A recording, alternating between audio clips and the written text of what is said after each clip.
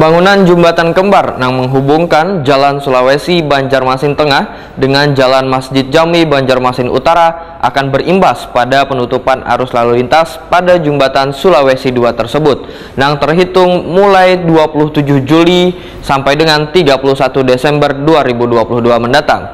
Namun, rekayasa pengalihan arus lalu lintas salawas proses pembangunan nantinya akan dilakukan.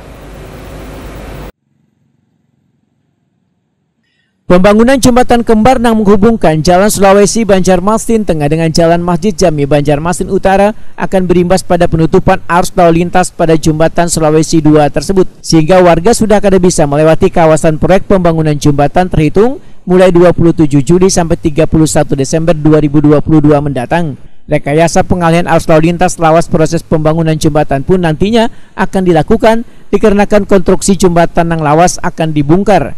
Demikian dipedakan Kepala Bidang Lalu Lintas Dinas Perhubungan Banjarmasin Febri Geraha Utama Waetakuni Prima TV Baisukan Senin 18 Juli 2022. Menurut Febri Geraha Utama, Dinas Perhubungan sudah mempersiapkan strategi mengalihkan arus lalu lintas, yaitu warga bisa melintas melalui jalur di jembatan Sulawesi 1. Bahkan akan dibuka jalan halus bagi warga yang ingin menuju ke Sungai Miai, Wan Antasan Kecil Timur.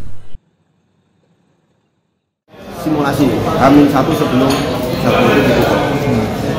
Petugas pasti kita turunkan di situ untuk jam-jam pagi, siang, sore, jam-jam sibuk kita plottingkan di situ.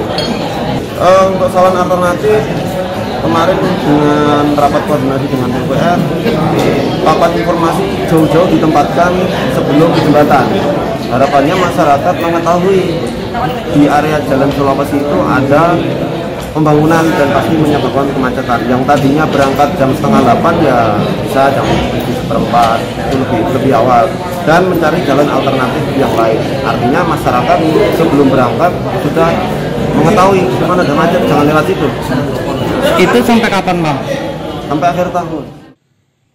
Febri Geraha Utama menambahkan, Dinas Perhubungan terus melakukan sosialisasi terkait rekayasa penerapan lalu lintas di kawasan proyek pembangunan jembatan Sulawesi 2 tersebut, termasuk simulasi penerapan lalu lintas yang sudah dipetakan.